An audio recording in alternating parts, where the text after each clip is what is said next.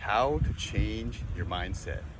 So this is a technique that I have adopted from Tony Robbins years ago when I went to one of his conferences.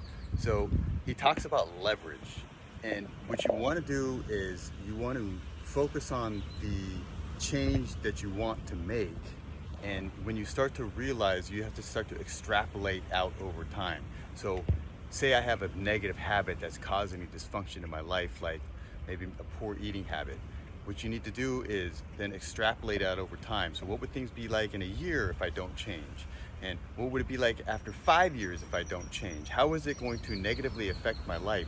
And that's going to amplify the negative effects. So right now you're currently experiencing whatever dysfunction you're experiencing, but if you extrapolate that over a longer period of time, you can psychologically amplify or create leverage on your thought process. So if you realize that it's going to get substantially worse for you in time, and if you don't change, then things are going to impact your life dramatically. So then that will leverage it and allow you to then make the change now before the negative things happen.